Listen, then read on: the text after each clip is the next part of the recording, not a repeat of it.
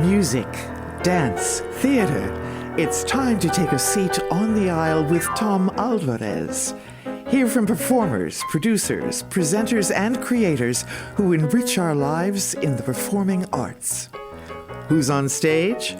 Here is Tom Alvarez to introduce you. Hello, and welcome to On the Aisle with yours truly, Tom Alvarez. Today's guest is New York-based actor, singer, dancer, Jonathan Cobrda. Join me now as I go on the aisle in a conversation with Jonathan. Welcome, Jonathan. I'm so happy that you're a guest on the podcast today. Thank you for taking the time. Thanks for having me. Happy Tuesday. And you got a show tonight. That I do. And the show that we're talking about is Tootsie, the musical. And it's playing at Beef and Boards. And right off the bat, for our listeners, how long does it run? Audible's romance collection has something to satisfy every side of you. When it comes to what kind of romance you're into, you don't have to choose just one. Fancy a dalliance with a duke, or maybe a steamy billionaire. You could find a book boyfriend in the city and another one tearing it up on the hockey field. And if nothing on this earth satisfies, you can always find love in another realm. Discover modern rom-coms from authors like Lily Chu and Ali Hazelwood, the latest romantasy series from Sarah J. Maas and Rebecca Yarros, plus Regency favorites like Bridgerton and Outlander. And of course, all the really steamy stuff. Your first great love story is free when you sign up for a free 30-day trial at audible.com/Wondery. That's audible.com/Wondery. We run until, what is the date? The 23rd? Mm-hmm. I believe it's the 23rd of November, right up until Thanksgiving. Mm-hmm. Please come check us out. Well, I checked you out last week. Woo! I was there a media night, which was Saturday. Okay. And I thoroughly enjoyed the show. As I mentioned earlier when we met in the lobby here at our WISH TV, I had mentioned that I'm a reviewer, that I wear a lot of hats, including this podcast. And I thought, well, we'll have a chance to talk about it in person. And, you know, I had some things that if I had written my review, but that I would have given you feedback in print, but not give it to your face. Which I much prefer. No, and actually, give me my notes now. I'm also a theater director. I do that on the side too, so I come from it with a lot of different background. You're a Swiss Army knife. I'm kind of like my perspective, I like to think, gives me a leg up on the competition because I've been there. I've done it. So. I get it. And that's why I appreciate it, though, so much. I especially appreciate acting performances. You know, I don't consider myself I don't consider myself a critic. I started in television, so I really see myself more as a reporter. Understood. But I really appreciate the performances because I'm an actor, and you know I performed. I've done it, and Totally. So I know what goes into it. And you know, I was very, very impressed with your performance because I know that you know the character that you created, Dorothy Michael. You know what a challenge. So let's talk about that. So how were you cast? How did that work? Does Beef and Boards use a casting company? I mean, they have an in-house casting director who is a part of our cast. He's our male swing, Brett.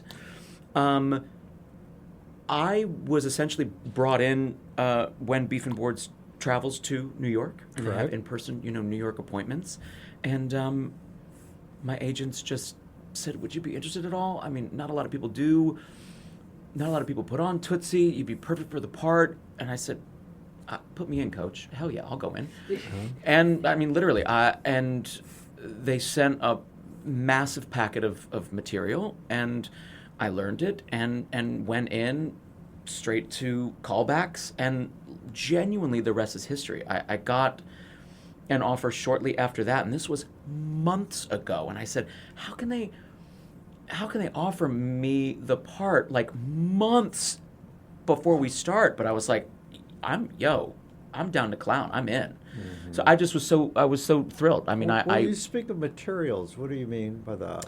When you go into a live audition, when either you submit or your representation submits you for the part that you see yourself playing, the casting director pulls some of the hardest material from the part in the script or the music, and it's like a packet. The bigger the part, the bigger the packet of material. So I had to do the big Dorothy Michael song in the audition room. Yeah. Mm-hmm. I had to do the big Michael song, the What Do You Do? And I had to do 2 or 3 scenes with Michael and Dorothy with other, auditioners, and to just kind of put my spin and kind of put my take on the character and see if it stuck. And Liz, the director and artistic director of Beef and Boards, was there, and I got a good feeling. I mean, I was making her shoulders shake and laugh, and I was like, oh, I feel pretty solid about how this is going, and then got the offer, and here we are. So for our listeners, I can't imagine people didn't see many people saw the 82 film starring Dustin Hoffman. So for those who did not, let's bring them up to date on what the story is. And of course, the musical is a stage version, a musical version of the film. Well, I might be the wrong person because I've still never seen it. Oh, really? I've never seen the iconic Dustin Hoffman and oh my God, who won the Jessica Lange, who won the Oscar. Right. Dustin didn't, right? From what I've gotten all the history and the lore of the movie. No one can accuse you of being derivative. Then, correct. Right? I literally have no Dustin idea. Hoffman's performance. Correct. All I've heard is that the real, massive, obvious change is he is a desperate, out of work, narcissistic actor, but a talented one. Well, if I may give you a compliment, please. There were a lot of similarities in your movement, especially. To Dustin Hoffman. Mm-hmm. You heard it here, folks. Yeah. Thank you. And my dad also, he said, you even the voice, it sounds just like him. I don't know if it was part of your technique, but okay, the meta thing, the idea that this actor was playing a woman, and yet he as the woman, he's trying hard to be feminine. Right. And that is a very complicated, realm. You need a technique to pull that off. You have to have talent, of course. There's always the talent, but the technique. 10,000%. Mm-hmm. I also think the show Tootsie itself is so brilliantly written. Yeah, again, I got you off track, but you were telling my listeners what's Tootsie about. At its core, Tootsie is a love letter to musical theater. The show itself, in it, it's a show within a show.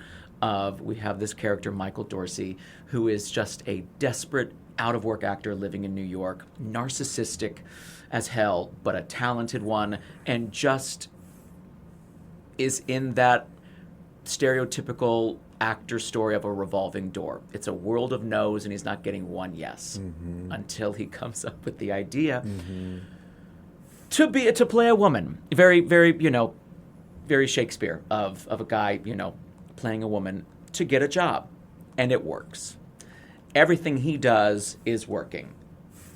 Firing on all cylinders, everything's crystallizing. He auditions for this big Broadway musical with these big producers and directors, and she's just got the golden snitch. And the film version, I might point out that she was a soap opera, but to make it a musical, they had to change the... Right, and in the musical, we put on this this show within a show of a musical of Romeo and Juliet. So she could do show-stopping numbers. She couldn't do that if she were in a soap opera. Correct. And I remember, again, I only know what my dad told me. There's that iconic, the iconic bedazzled red dress is when she's on the cover of Vanity Fair. Yeah. Different in our show because it's a musical. I thought it was inspired that they figured out, this would make a great music. We just need to make her, Completely. And all of put her on Broadway. The hysterical play on words of the Romeo and Juliet, because the Dorothy Michael Well, it's plays definitely Juliet's a nurse. theater people. It's definitely, a lot of inside stuff, It is. It is a love And letter. it's a to musical satire on theater. Broadway in a way. It's fantastic. It's just fantastic. I think it's hysterical. Right. So, tell me about your process in creating the character.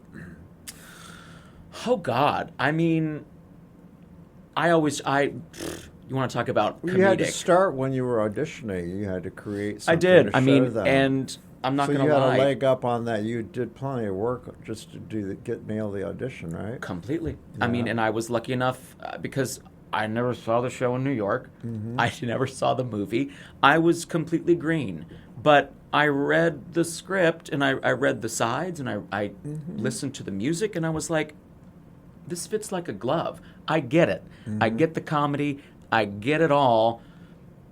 Now, This tell is kind me of it what I was wasn't trained to do. typecasting. You're not like this desperate actor, are you? Are you like known for being Depends on the day. an No, asshole on the set? not at all. But I'm a really good actor. I can play one. You're, And again, the writing is so good. The writing is so specific Sure. that, to anyone, with those tools in their arsenal to pull out, they go, oh, yeah, I can play this. and I have fun really with it. did like my and this is just my opinion. Act 1, Act 2 was just wonderful. And that has genuinely been the consensus of audiences for the past 2 weeks. Yeah. Act 1 it's fantastic. I mean, it moves. There's no fat to it in my mind, but it is really planting all of those seeds that grow in Act 2. Yeah. Because Act 2 just feels like Midsummer, Night Street. Like it feels like where actually everything goes to hell in a handbasket, and it's just mass hysteria. Yeah. And the response that we're getting from the audience is exactly that. Like it works. Yeah, I mean, candidly, I must say again, if I were writing a review, I would have pointed out that Act 1 is like, okay, all right, what I time know. is it? But now we have a chance to tell, hang in there, because it gets really good.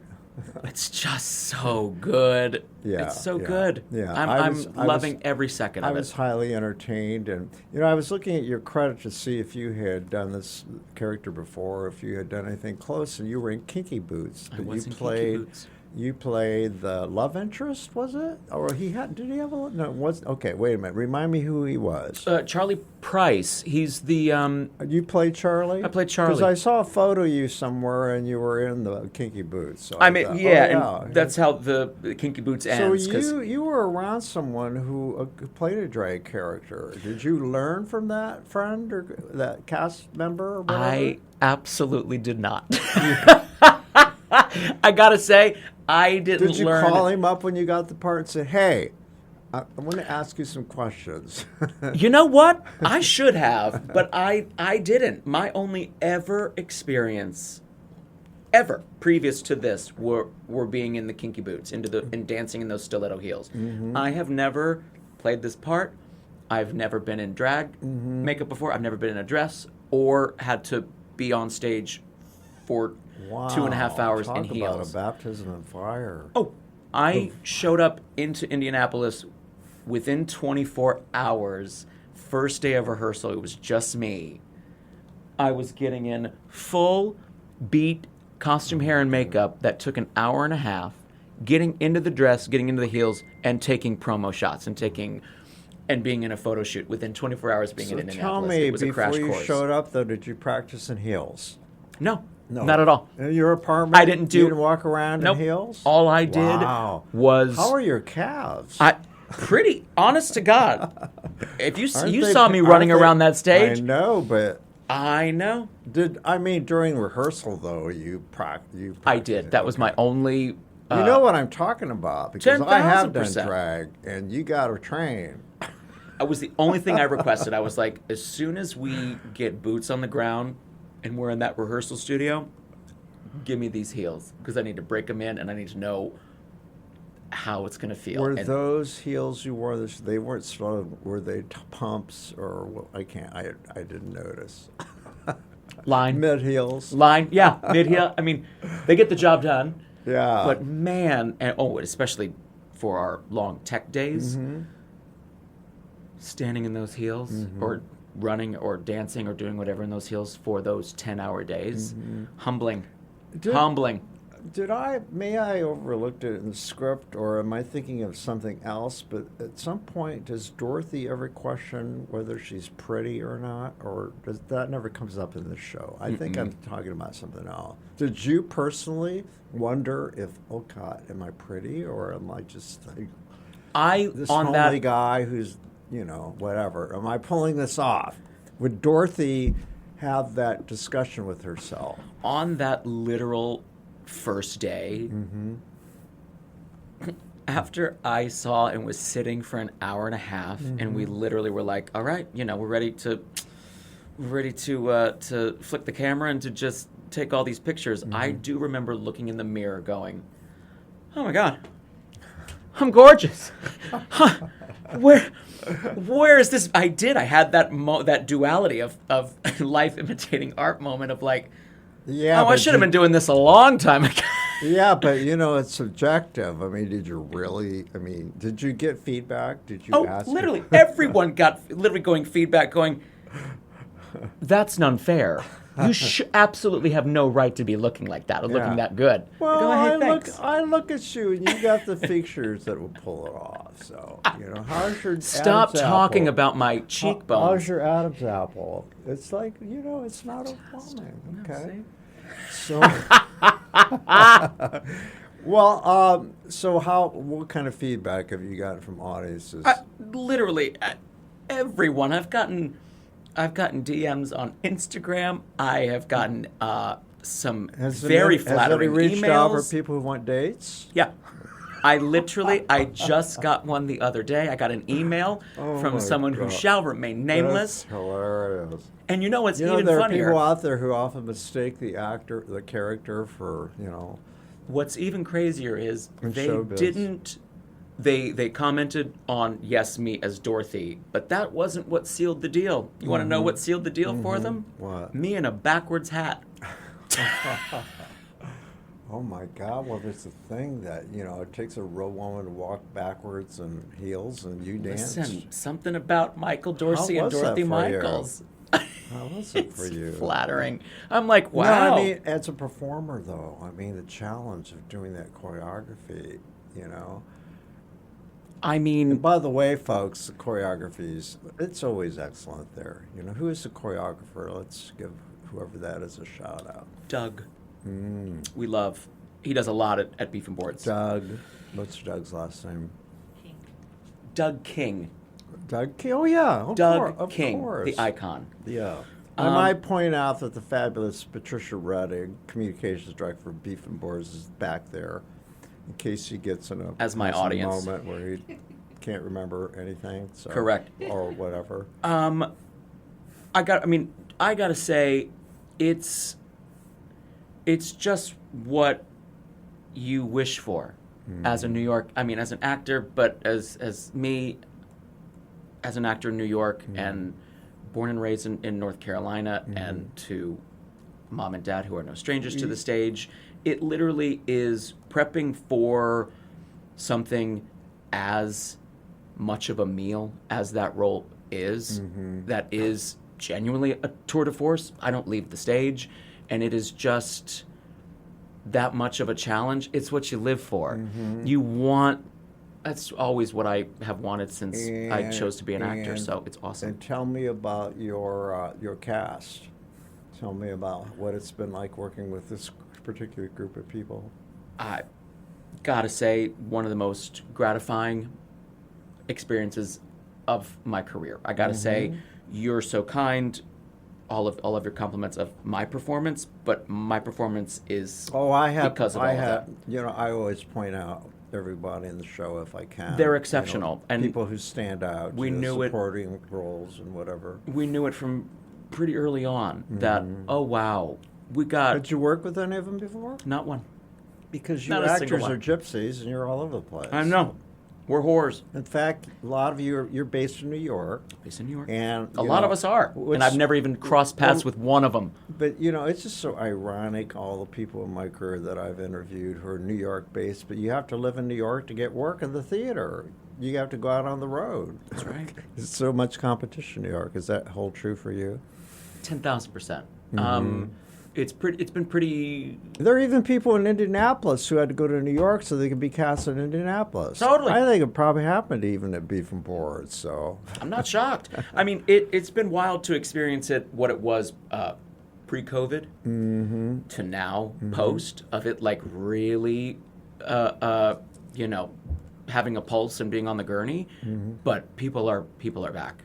Yeah. People are back in droves. People are hungry to work in theater, and they're coming out in droves to audition. Well, you know, Patricia knows this, but, you know, because I'm a reviewer, I go to everything, and one of the first shows I went to out of COVID was Beef and Boards, and they got into a lot of controversy over wearing masks, and people were still freaked out. I get it. And I think there's a show like that in New York, the first show where, you know, people were on stage. I can't remember the circumstances, but anyway... we digress. So your So career, back to me. Yeah. By the way, I have a thing. I don't. Well, you know, I just have a thing for North Carolina accents. Tell me about it. Tell me about. Did you lose yours? You had to. You know, I'm gonna be real honest with you. I never had one. No? Never had that Chapel Hill.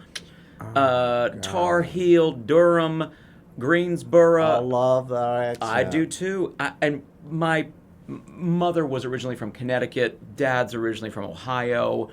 Okay. They found themselves in North Greensboro. You know, North you've Carolina. heard about that character in White Lotus, who the character specifically... They're Tar Heels. It's specifically Durham. I know. That and accent, it is specific. And they nailed it. I agree with you. I couldn't believe, even North Carolinians that I know. You know, my friend who went to the University of North Carolina. I love it. And But lives in Chapel Hill said, you know, even down to the clothes, the preppy, the whole thing, they nailed it. they nailed it. I Yeah. mean, and those were, oh, God, wasn't he a Brit? Yeah. He's a British actor. Jason Isaacs, and he you nails know, that. Brits always nail American accents. I know. So, as an actor myself, I treasure doing accents because, you know, it's. Have you done them before in your work? So many. I mean, yeah, I was trained. You enjoy it, Of mimicking? course. I mean, the Dorothy one is, I can do it in my sleep because that Yeah. little tapping into that little country is like, that's my What bread country? and butter. Which state do you? Which accent do you use? What have you chosen for Dorothy? Where's she from? I don't know if there's a reference in the script. There's literally no reference other than Where do you put her? I like to put her in that. I like to put her in that Western North Carolina Oh, okay. kind of Western twang North because Carolina. I went to Western Carolina University. Go Cats! Okay. In Cullowhee, North Carolina. What? What's the name of it? Cullowhee, I know. That is hilarious. And I swear, if I asked you to spell it, good luck. Oh my! Just like my goodness. last name. Do they have plantations there? Of course. I mean, and I I'm just learned seeing hoop scoots. all Hoop I learned skirts. during my school year was how to make apple pie moonshine. I love that. See? And that's where Dorothy Michaels comes in. Oh, that's hilarious. So, tell me about your training. Tell me about your training there at Western North Carolina. Western Carolina. I mean, I started, again, mom and dad were actors, the nut doesn't fall far, and I went to a killer performing and visual arts high school as an acting major, which got unbelievable training there, but never took a voice lesson or a dance lesson. I just wanted to be a Natural legit talent, huh? actor. I just wanted to be a legit, classically trained actor, just wanted to be taken seriously as an actor. Then there was a teacher that was like, what are you doing? What are you doing? There is a voice in there. You gotta just at least be able to carry a tune. Start taking voice lessons and be able to move a little. Start taking dance lessons. Anyway, there was this musical theater boot camp at Western Carolina University, held by Terrence Mann and Charlotte D'Amboise. And I auditioned for it on a whim, not thinking I would get in at all, with not having any training. Got accepted, and those 2 weeks changed my life. On that campus, under the wing and mentorship of those Broadway icons, the royalty. And from then decided to go to Western. That back then, Terry Mann was the endowed chair of musical theater. So he was like, come to my program. It's an up-and-coming program, but there's blood in the program. We got funding by the university. Come to Western Carolina. So I chose Western Carolina because of Terry. And the rest is history. I got my musical theater training from him, from that amazing faculty there. And, graduated eons ago. And then you packed your proverbial tap shoes and I said, headed to $3, New 2 bags, 1 me. Uh-huh. And, graduated in 13. I moved straight to New York, and I've been there ever since. So tell me about that whole process, because many have done that, and many have failed, and yet many like you have persevered. And so how has been your trajectory? Some people, they do go straight up, but it's not always the case. It's not always For the many, case. it's circuitous. It's been continuous. And how long? No. How long? At all. Oh, really? Okay. I mean, I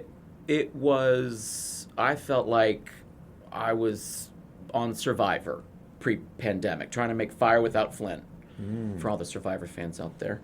I was not the flavor of the month. I mean, I would work pretty intermittently. I would work like during the summer, but during the year, I would always struggle doing. What was the odds summer and ends stock job. you did? It was either summer stock, or it was, again, back then it was in like the EMC program to like join the union. So you were working in an equity union house as a non-union, with hopes to get enough points to join the union, which were great opportunities for me. But it just was kind of it was just patchwork. It was feast or famine. What did you do for day jobs? Everything. What did you do? My first job in New York I was a professional organizer. What is that? I was a professional organizer, meaning there were like cajillionaire, hedge funders or CEOs or celebrities that were like shooting in New York for a couple of months or doing a Broadway show, and they moved their lives to, a brownstone or to like this, master, Sounds gorgeous awful thing. like a producer, but you're talking about like Sure. Well, and then logistics and correct. problem solving. Exactly. And we come in, we unbox, we move them in, and then we like stage everything, and label everything, color code everything, so everything is like move-in ready by the time they open the door. They're not even there. Did you enjoy that? I loved it. I mean, I'm a Virgo. Are you a neat freak in your own life? Crazy neat freak. Maybe not as Do you OCD. put all your cereal in plastic cases or whatever, and then No. label? But I do know I know a damn good label. I know where everything is. I'm so organized. Do you color code your clothes? The No, purple not that and crazy. red? My boss would probably. She's gnarly. Things are like the sock drawer is alphabetized. I mean, but we would go into just these like incredibly successful apartments that they live Did you get such paid crazy well lives. for that work? Paid enough. Okay, well, paid enough. So you didn't have to schlep around town and wait on tables. I never did. Okay. It was either that or then I got into a little corporate chapter of my life and worked for a phenomenal CEO Oh, great. for a startup, which again is very humbling work. But I was in that startup off and on for about 5 years. Wow. Then, right before the pandemic, I was like, wow, I'm not doing what I came here to New York to do, which was to even just audition. They were taking up my life 9 to 5s. And I was like, I'm semi-good at other things and I can fake it till I make it, but I'm only really good at this one thing. Yes. That's why I'm sticking with it. So I had to kind of redirect, and then I started nannying and caregiving for special needs kids. Oh, wow. Which is another unbelievable industry to tap into it in New York, because all of these phenomenal, very, successful, busy parents have these kids that require a lot of attention and go to these very niche, very private, expensive, but hyper-specialized schools.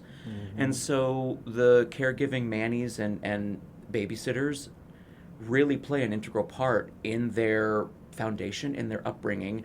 And there was one boy who I still keep in touch with, who I spent almost 4 years with. It's wonderful. Well, it sounds like you're very resourceful.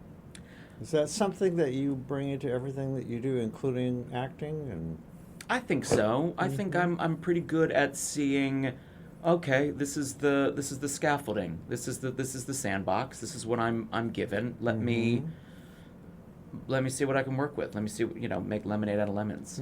Because again, as an actor, what drives you to perform? Oh God. Is it like Let's take a sip.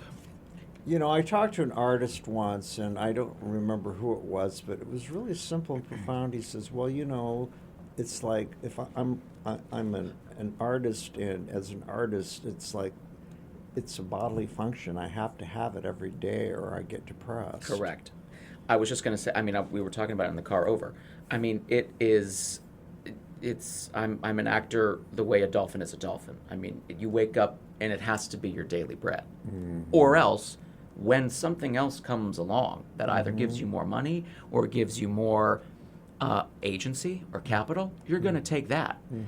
And then priorities shift in New York and you're no longer an actor.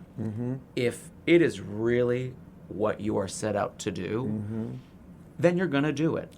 Another favorite question of mine is, I've always been interested in fame and fortune and how it affects people, because I've talked with a lot of celebrities in my career, a lot of people who, quote, made it. But I'm honored to be one of them. But there's a cost. I'm so honored. Well, meeting you, I have a prediction that you have the chutzpah, to go the distance. And Thank you. That's really what it takes. And then some luck, someone who can market you well. That's right. All those other things, Completely. Being in the right place at the right time. That's but right. You got to have chutzpah. You got to be good. You got to be lucky. You got to know how to hustle. Exactly. And you have to be fearless. It sounds like you have all those things. Thank you. So, but in terms of fame and fortune, you strike me as being a person who wants to do the work. But you wouldn't mind if you got a little money, would you? Along the way. Yeah, that'd be nice. That would be okay with me. Yeah. But it is.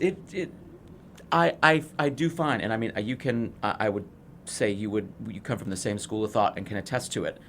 The best actors that are now celebrities with fame and fortune, they are in a league of their own because they started on the stage. Because they started. Meryl Streep, one of them, right? To name just, any of them. If you do the work, the money will come. Exactly. But you need to to have work the is desire to work, and the drive. Is to work. It's about the work. It's always and that's about such the a work. cliche. Oh, the work. Well, there is such a thing. It's work. Completely. And the public, I'm trying to educate people that artists, it's work. It's not something that's a hobby. I know. It's not something to feed their ego. It's something that they're born with and they've got to do it. So ask the question later, what does it mean to you in terms of where do you get the drive? I get the drive because it's where I feel most right. Yeah. Is what we all are striving to do, and to catch that, again, I said it before, catch that golden snitch of... Why is it so addictive, applause, in your mind? Because it is power. It is to take an entire collective, to take an entire community of strangers that all came together under the same decision to watch that show together, and are all experiencing the same thing. And if what I'm doing physically blinking, saying something, or sharing the stage with someone else, and we all are getting it, and I know it's working because I can hear the response. If I'm hearing the applause or the laughter or the tears or the sniffles, and I can hear that the recipe works, that is so palpably addicting. Well, related to that, I recently spoke with a producer, a New York producer, and we were talking about Who? What's their name? Do I know them? Are they going to cast me? Listen to my podcast with Michael Lambon. He won a Tony Award for lead producer of Merrily We Roll Along, and he just was nominated recently for Operation Mincemeat. Love. He's got shows in New York and Evita.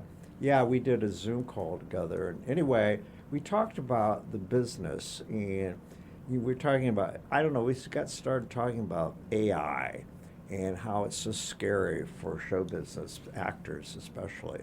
But then he said, well, there's all that. We're gonna have to struggle with that. It's gonna cause a lot of problems. But the thing is that ultimately it's gonna help the theater, because we can promote, this is a live performance. You cannot duplicate or replicate. If everything else you get freaked out because what's fake and what's not, go to the theater. Go to the concert. It's going to be in the moment. It's in the front moment, of you, in your face. You'll never see that same production ever again. I know. No one else. I know. And so live performance, it'll be a great tagline for the publicists and or whoever's promoting Broadway. Totally. Yeah. That's why actors will never not be needed or go out of style. Live theater is something that is so sacred and special. Live performance, good and bad. I've been at some shows, I don't know, some of them happened at Beef and Boards. The lights went out, some storm or whatever. Patricia knows this. And then there's another one that, I don't know if it's Beef and Boards or some show where there's an emergency and they had to stop because someone got sick. And I do TV, live TVs. It's the same thing, so. It's the beauty of live theater. But I love the way that audiences accepted it. They accept it. Yeah. I've seen plays where the electronic set didn't work. On Broadway, I saw Glenn Close. They had to shut down the show because the grand staircase for Sunset didn't work. Yeah. Hysterical. But again, it's that same thing of theater goers just get it. They sign this just invisible contract coming together under one roof to experience whatever's going to happen. During these times, all the political unrest and upheaval, it warms my heart to know that those of us who are in the arts, that we're doing important work without sounding too self-serving. Oh, look at us, whatever. We're saints because we're involved in this work that, But anyway, all that aside, but it's really true, and see if you agree, that we're needed more than ever, the arts, and especially the performing arts, as creating a safe space. You don't know who's on your left or who's on your right, literally and figuratively. You don't know the politics of people next to you, but you do know. And I think that people generally agree now. It's only sports and arts we can get a break. I know. Where literally we can find some kind of common ground or some kind of distraction. Mm-hmm. But it does. It feels the arts are serving a critical need right now because people are struggling with fear, depression, it's called, it's an anxiety, a collective anxiety, and we're looking for escape, and addiction's up, but I would say that what artists are doing right now is so important. It's so important, and it feels that way. Does it? It really, again, post-pandemic, I haven't stopped working. Knock on wood, knock on everything. I just haven't stopped, and so everywhere I go, since post-pandemic, and certainly now in this landscape that we find ourselves in, it feels so important in any show that I do, because we all I think at the end of the day, we all just want to laugh. Yeah, well, COVID, feel something think together. about that, too. You remember the first show you did out of COVID and how emotional everyone was about it? Can't even talk about I it. saw people Yep. cry. I did, And, yeah. they came back. They Oh. were out of their houses with people. Yep. And seeing the theater again. Literally, I mean, it was literally like a family member that came back from the dead. It felt like It was scary. it was To scary, know, not and then having to deal with all the death and loss and all that, but the idea that would I ever see a play again? Will we be able to do this again? and then to be able to feel that. I mean, we'll never forget it. It's a core memory as long as I live. I think people who love theater haven't lost that. Do you think? Not at all. No. I think I It literally only think made it's them even. appreciate it more. I agree. Now I do think that theater etiquette has gone in the hole. Oh my God! Have you done a Patti LuPone on stage yet? Never. With the phone? It'll happen sooner or later. But Wouldn't it be fun to do that though? yes, But she and could I get away with it. Right? honestly, as Dorothy Michaels, I could get away with it. Why? You could make it part of the show. I could improv and literally just do a tight 10. Can you think on your feet like that? Of course. Yeah? Could you? You know that little final bit, spoilers, or maybe not, it'll entice more people to come. That bit at the end of Act 2 where Dorothy's making up that story on the spot about Wee Little Angel and going to Verona. Oh yeah. Yeah. What you saw that night, I'm gonna say there were 5 lines or moments that were improv. Yeah. How does your director feel about that? Well, it's the stage manager's show after he's done Correct. with that, so. They loved it. They love it. And the cast breaks every single time. The It's the audience best doesn't time. know from ad-libbing, right? They have no clue. They're loving it too. Yeah. So tell me, what's in the works? Because you always have to look to the next job. Baby, catch me as soon as we close Tootsie. I'm coming back 3 weeks later for Mousetrap No kidding. at Beef and Boards. That's wonderful. Which character? Good question. Well, for people who don't know who Mousetrap is, get out your phone and Google right now. No, I'm gonna wait, get out tell my- it, tell us. hold Are on. you Googling? I'm looking up because this just happened. Yeah. My agent sent over. It's a whodunit. It's a Number whodunit, one. and It's one of the oldest in the repertoire, or most famous and popular. an Agatha Christie whodunit. Oh, here's the offer. And your character? I'm going to be Christopher Wren. Wow. Okay, remind us. We'll find out. Christopher Wren. Christopher Wren. Again, never seen that black and white movie. Okay. And then I've apparently seen it a number of times, but I can't remember. Yeah. apparently they adapted it, changed the name to like Mouse Cage to a more Okay. popular movie with Nathan Lane. You're gonna have to have an English accent, right? Have you done English accents? Oh, 10,000%. Yeah. Trained at. He is the first guest to arrive at Monkswell Manor, an unusually energetic and somewhat neurotic young man. Okay. I mean, are we typecasting here or what, folks? An unusually energetic and somewhat neurotic young man who uses the name as an alias for his real identity, which he tries to keep hidden throughout the play. Okay. So, I'm perfect. It's Yeah, done. I've seen Mousetrap a number of times. At my age, I've seen everything at least 4 times. So I'll see you there. I see Broadway stuff. I see professional stuff, regional touring. I see community theater. I see educational theater, and I have to be careful to see them as apples and oranges and not judge them against each other. But it's always interesting to see a treatment by any level of theater.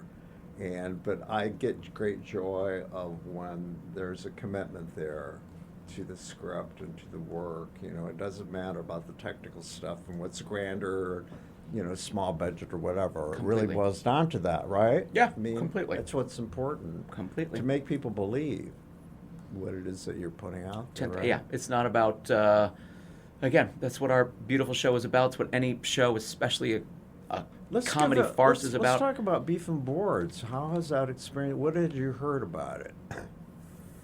Zilch. Zero. I literally had to do some research and some vetting. Well, I but was the like, thing is for years, they have booked people who are New York based, and don't they talk? I mean, you didn't hear anything from people? I mean, there's a lot of theaters out there, and I mean, True. I don't know. Well, there aren't that many dinner theaters, so I was just wondering No. if you had heard anything about I it. really had You never, really need to work at Beef and Board. never once. The people are Sorry, great. Liz. They're pros. They do great audiences. The Never food's heard, not bad never either, heard right? one thing until I then started asking around. Okay. Then once I started asking around and kind of digging into the Instagram, or just kind of figuring out what I know in my network, and cast a wide net to ask give me the tea, give me the 411. And honest to God, didn't hear one negative thing. Interesting, yeah. And heard all of those things though after the fact. But I do think that Beef and Boards as an institution with its legacy and its reputation is on the right track to get to that place where you don't have to ask, where you can get to. You could be you could be a union actor in New York. You could be a non-union actor in New York and just go. You gotta work at Beef and Boards. Have you ever done dinner theater before? That was my Kinky Boots. Was a dinner theater in Ashland, Oregon. Oregon Cabaret Theater. And that was my only other experience to kind of be a launching pad. Yeah. How was it? Spectacular. I mean, it was almost 5 months of Kinky Boots. It was about 4.5 months. It was a long contract. But What it was about the experience of performing after the whole crowd has just eaten, or sometimes the dessert's still being worked on? To be honest, I thought. Clinking glasses. and Well, stuff I like haven't. that. Again, I haven't experienced that much No. yet, even at Beef and Boards.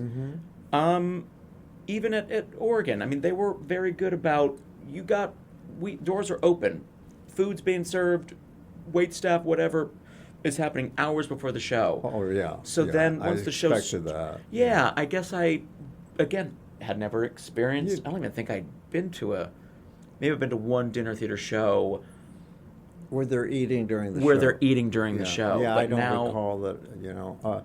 Of course, cabarets and other, like in New York, they serve food during the show. Sure. And the wait staff knows how to duck and knows completely. How to They know how to get checks be paid. inconspicuous. They know how to Yeah. duck down Do and you see shows in New York? Oh, of course. I count? mean, that's our What's that's your our criteria? Or do you vet really carefully? Because it's Absolutely very not. expensive. It right? is. There are so many amazing resources now, and I also know a lot of Oh, brilliant good. working actors You in get those shows that house give us. tickets Oh and- yeah. Yeah. Or I'll do. When you're an actor in New York, again, Mm-hmm. if you're, it's like insider trading. Sure. When you're a part of that community, you want to support your friends. You want to see the shows, even if it's terrible. It's Well, on Broadway. It's part of your education too, isn't it? Your training. Completely. It's a part of just knowing what's going on in your industry, Do in your you business. take in the other performing arts though? Do you like dance? Do you like Oh, of course. I have symphony? Yep, I Do you have go to so many Lincoln- friends. Lincoln Center. Lincoln Center, absolutely. I see live everything? behind Lincoln Center on 57th Street. kidding. I'm 4-minute walk, and I know so many unbelievable dancers so you at keep New York an City apartment Ballet. You sublet when you go out of town, or if I may ask. My building, it kills me, but my building unfortunately does not allow sublets because it is a part of the New York housing and lottery. no Airbnbs either. No, because Yeah. they monitor who all the residents so how long are. have you been in your building? So I hate that element, but happy to be working. Mm-hmm. How long have you been in your building, or your home? A little over 3 years. It was 3 years this summer. Yeah. Mm-hmm. How do you like when you are in New York, soaking all that in? I mean, people dream of that life. Yeah. Are you living a quintessential New York life when you're there? I mean, do you really take it all in? And do you still embrace it, or are you jaded? I think Fighting off living. the tourists. On the Yes, I streets. think. I mean, I've been in New York for 11 years now, and I literally think living the New York dream is being a jaded, elitist New York piece of shit. But No eye then contact on the subway, right? having those moments of, Yeah. oh, I forgot that I literally live in New York. Mm-hmm. It is literally, again, it's the famous, Mama Rose line of New Sure. York is the center of New York. Yeah. But it is so special. It's just the best city in the world. You're reminded of that when you come out to the hinterland. 10,000%. So I do get clocked by that going, oh no, I am living the dream. I am a New Yorker because I'm this way. And then I get to be, something will knock me and go, oh, how special. Does it keep you grounded to tour, though? When you go out into the country to places that you've never been? Or Oh, absolutely. I mean, it's just like, it's, because you can be in a bubble. Sure. And you can get, you don't know, it's like that old, there's like this map that was very popular with tourists. You could buy them all over New York, and it showed, like for instance, New Jersey with this brown strip. Yeah. And then New York was huge, and places like Indiana were like tiny, and that kind of thing. I always call it just the big shoulder drop. I just call it the big exhale. And I can feel it whenever I get on a plane and I'm going to a new city or town or state that I've never been to. Yeah. And yet there is just that feeling of, I just have the suitcases, I just have what I have, and I'm going to do the work, tell me and yet I'm de-stressed How's life already. on the road? Have you ever done a touring show? Of course. I toured with the first national tour of Annie. Wow. And I toured with that for... Did you ever come through here with any show here in Indy? We did. We went to IU. We went to okay. Bloomington, Indiana. The and auditorium. Were there for a week and Really? had the best time. Isn't Bloomington something Oh, great? say less. Yeah. I lived my... They've really kicked up their Broadway stuff now at the Have they? auditorium. I mean, Oh, this was yeah. back in 2016. Were these tours sit-downs, or were they bus Mm-hmm. and truck? Our Annie tour, I mean, bless it, we had sit-downs. I think we did maybe a month, two kind of one-nighter bus and truck, but for over 10 months, Do you we like did living sit-downs. out of a suitcase? I loved it. And when you go to towns, do you like check them out? Do you Yeah, go to tell place. museums and walk around and go Have to you bars? met me? Of course. Have you met me? I was partying with those college kids at IU in that little cobble street strip for an entire week. And they were like screaming my character's name in Annie, Bert Healy, by the end of the week. Well, I've kind of experienced that in a way, just as a reference. I had a friend who was in a soap opera, and all the characters in the soap opera, they were in a play that toured. They got out there and it did quite well. Absurd Person Singular, it was called. And they went out into college town. They were soap operas. All My Children, I think it was. All of them. They used to do that.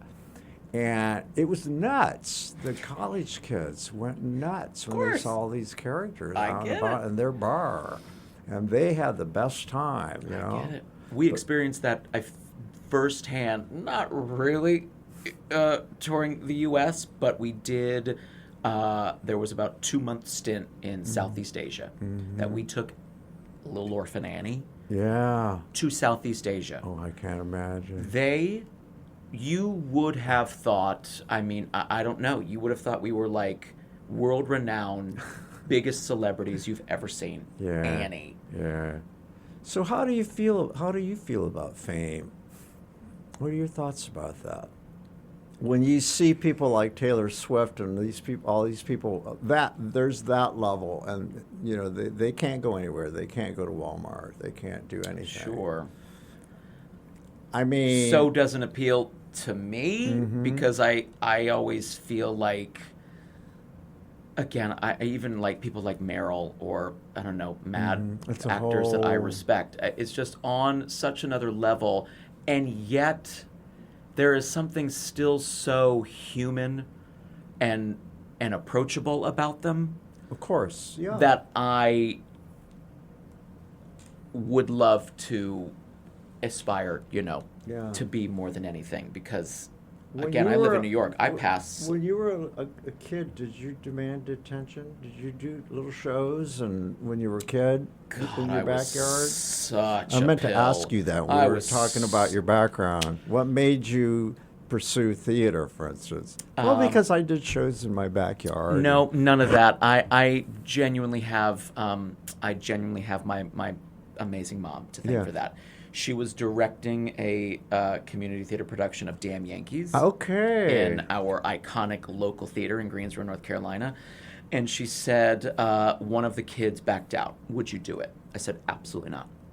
Absolutely not. I wanted nothing to do with it.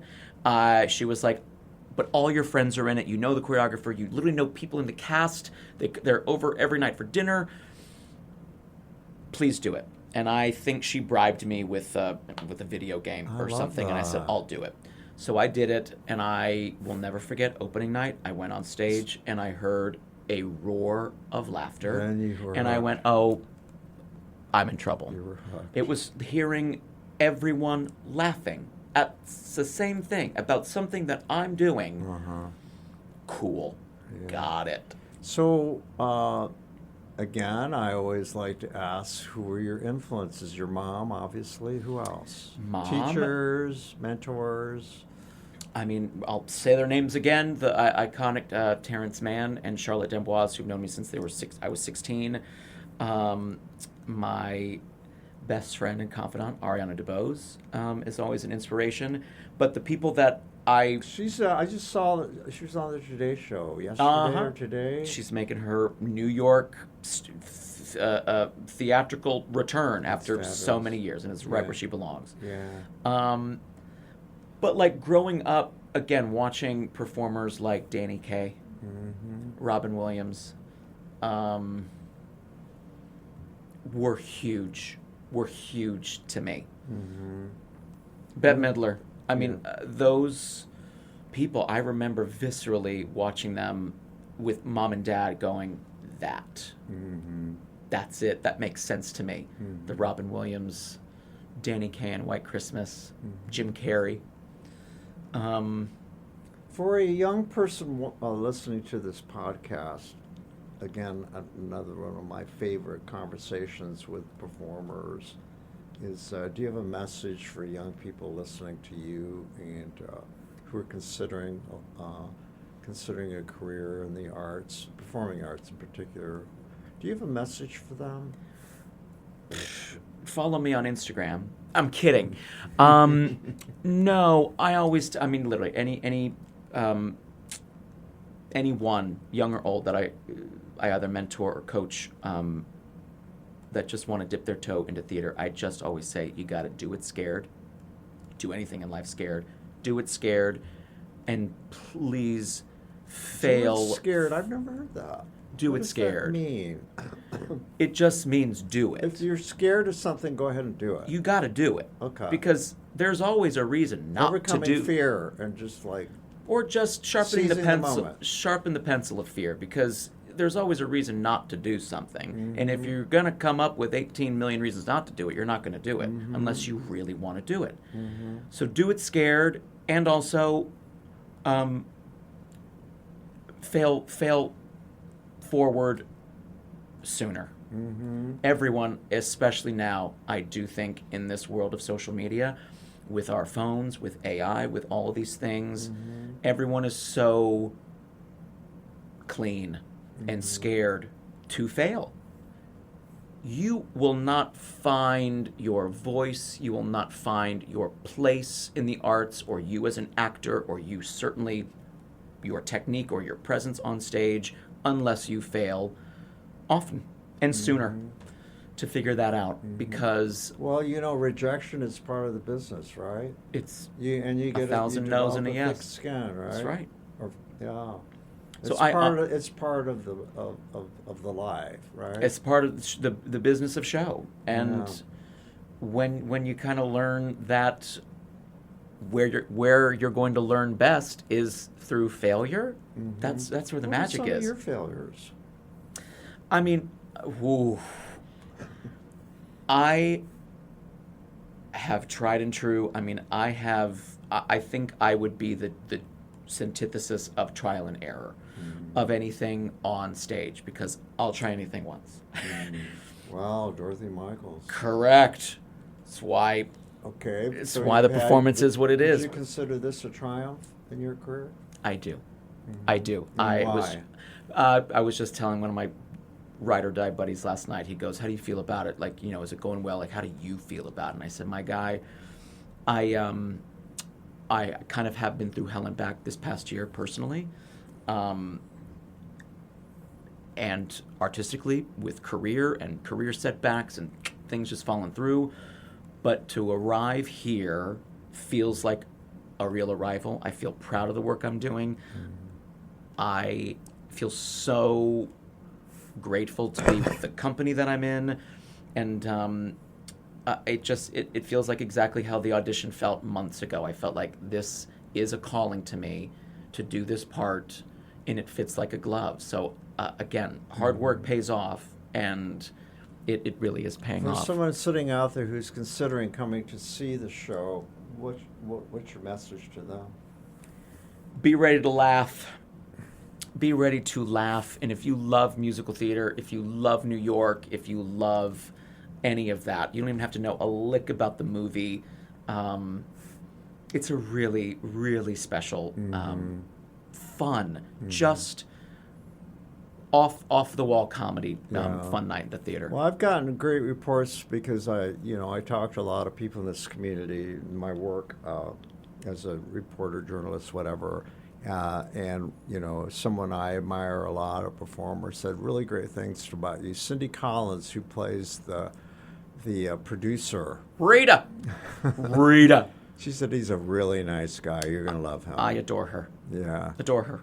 Yeah, the whole cast is just spectacular. She was on this podcast, and she used to intimidate me because she's so damn talented. Even me, I was starstruck. She plays these characters. I know. She's like, she truly is she's a ball buster. The quintessential chameleon. Yeah. I believe everything that she's ever done. I always, I count it as a win every show when I can make her break on stage. Mm-hmm. And then Don Farrell. I mean, my golly, I didn't even recognize him. I've known That him for years mediocre because guy. when he started running around, I said, "Oh my God, that's Don Farrell." I share a dressing room with him, and I really? count myself so lucky. There's a lot Love of that laughter guy. coming out of that dressing room. Well, I'm never there. If you've seen the show, I'm never in the dressing room except during intermission and before the show. But when we are there, it is just a hoot and a half. Yeah, well, you can see it on stage that you all like each other. We really do. You have a lot of fun. Yeah, and that people know, even if they don't know the insides or the insider kind of process. But exactly, you can tell when a cast, they're having fun together because you can feel it. Mm-hmm, you don't have to know it to be able to feel it, and that's what theater's so special. How can people get tickets? You go to beefandboards.com, check to see if it's good availability. What is it? Like limited availability? Yeah, they do. Beef and Boards has a good operation where they got like a green light or a yellow light or a red light, but please come all the call years the box I've office. covered them, it can be a tough ticket sometimes to get. I don't doubt it. Yeah. But we've had they got it down audiences. I said they have it down to science. When you go there, you get a lot. It's a lot of great stuff for the ticket price. That's all whenever I've either met audience members. By the way, passing, they're not paying me. This isn't a commercial, so shoot. We should take this pause to thank our sponsors. No, they do, because I mean, a couple of audience members I've been lucky enough to kind of chat with after the show, and they've said nothing but positive things. Is well, me and my family have been coming to Beef and Boards for up teen years, and it is a tradition at this point. It's an outing, which is so special. It's a testament to the legacy of the theater and the company. One of my goals with this podcast, and I'm nearly my 100th show, and one of my missions is, someone like yourself. I'm on the internet, right? And the more people I have like you who are from other markets who come in here, Indianapolis has really become an entertainment hub. But I also want to show people that there's good work being done all over this country. It's not just New York. It's true. And places like Beef and Boards have exposed us to so much great talent over the year, and so have a lot of the other venues and theaters. So It's true. Thank you for coming on. Thank you for having me. No, it's been great. Oh my God, this has been spectacular. And I knew after seeing you on the show that you'd be a lot of fun. And I trust Cindy Collins. She's a good guy, she said. And she says what's on her mind. Literally, if she gave me that good review, baby, drinks on me. Yeah. She just celebrated a birthday. Yeah, really? She did. Happy birthday, Cindy Collins. I know. That. And she didn't want any of us to know, but we all found out and ratted on her. That's great. Did someone give her a birthday cake? I don't think it was cake. I think we gave her a lot of alcohol. I think that was the gift of choice. Okay. Well, it's been a pleasure to meet you. It'll be fun seeing you in Mousetrap. Can't wait. And following your career. It'll be great. Pleasure, Hope you'll friend. maybe, when you touch base with me up the road and check in. Absolutely. Say Yeah, less. I like to follow. I follow people. I like to see people that I've met in the business. I like to follow them to see, where they end up. Well. Yeah. Okay. Well, I'll be around. Thank you for taking the time. I know you got to get up there. You have a show tonight. We right? do. Got a show. It's Okay. 4:30. We got a show at 7:30. Well, I will see you up there on the aisle. I'll be on the aisle. I can't wait. Cheers, friends. Appreciate you. Thank you. Thank you. Our thanks go out to our media sponsor, Urban Times. Urban Times is a monthly news magazine which serves as the official newsletter for 15 Indianapolis neighborhoods, offering news about development, arts and entertainment, and from the business community. Thank you for joining me on the aisle. Please subscribe to my podcast, and if you want to hear previous episodes, find them on the All Indiana Podcast Network, or listen to them wherever you get your podcasts. This is Tom Alvarez. Who will take center stage on the podcast next?